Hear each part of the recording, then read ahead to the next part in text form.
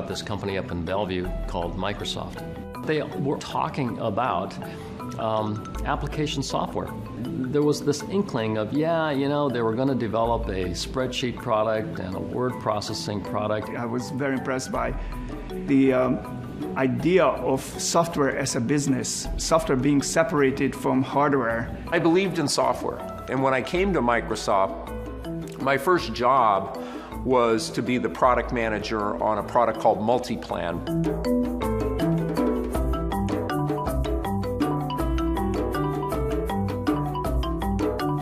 Multiplan was distinguished by an extreme degree of portability.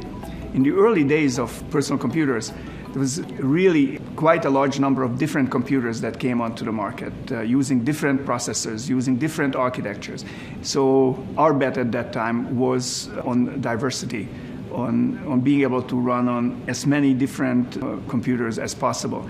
And probably Multiplan was one of the most ported applications of all time. At one point, we were running on 50 different computers.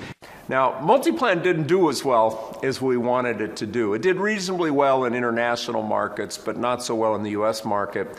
It was because we got leapfrogged by a product called Lotus 1-2-3.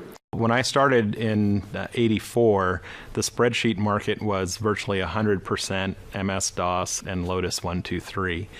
They had completely dominant market share, not just for spreadsheets, but they were by far the most dominant app, I think, in the PC software industry. After we saw how successful Lotus 1-2-3 was, we were kicking off the next generation of our spreadsheet, the project that would ultimately replace Multiplan.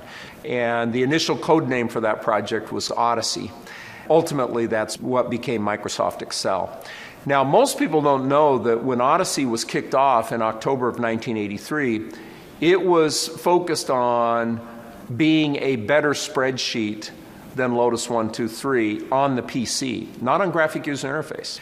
And so a brilliant programmer named Doug Klunder had figured out how to do the calculation algorithm in 2 dimensions simultaneously so that we could recalculate even faster than Lotus 1-2-3. By the spring of 1984, Bill and I were convinced that we really needed to bet on graphic user interface. And so we made a tough decision. We went to the team and said that we're going to shift from doing Odyssey on the PC and instead focus its initial release on the Apple Macintosh and then ultimately on Microsoft Windows.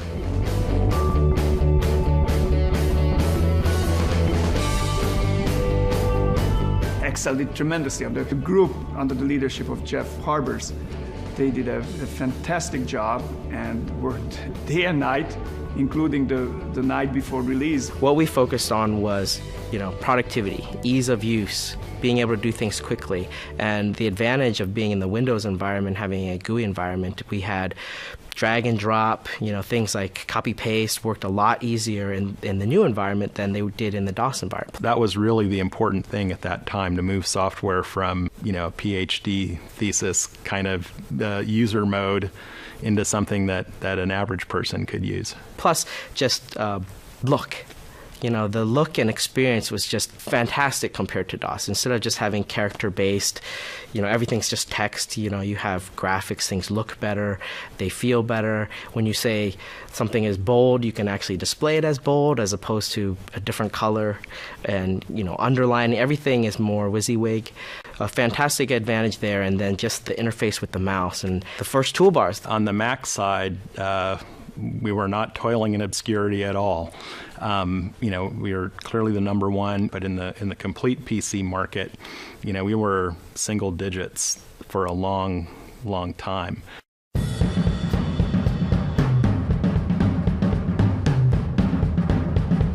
It was Jeff Frakes and Pete Higgins' idea to bundle all of those products into a single package, and it was a fairly non-obvious or even scary thing to do that. You and I take that for granted today, but in the late 1980s, people thought that was a sort of a brain-dead idea. I always believed that we should package them together. And so in the late 1980s, first with the Macintosh, I believe in 1988, and then with Windows in 1990, we put together the Office suite of applications. And really at that point in time it was just a bundle of standalone applications, but ultimately, of course, we got better and better and better at bringing the products together.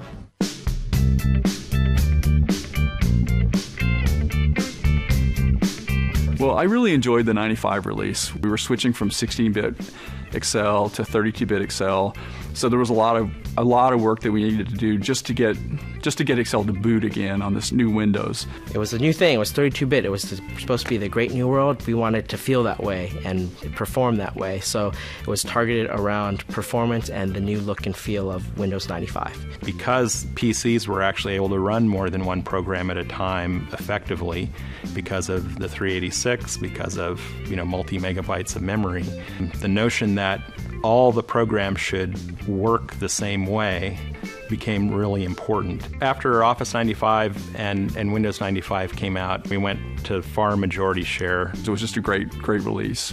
Great release for the whole PC industry.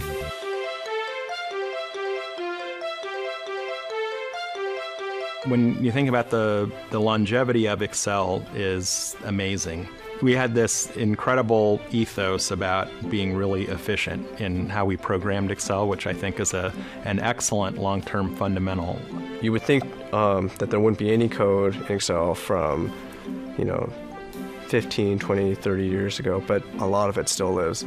Every now and then you're working in some code and you want to find out when did this rule should get changed and why, and you look back through the history. And sometimes you just keep having to look back and it'll go back to 1990 or 1987 or something. That there's a lot of history in the code.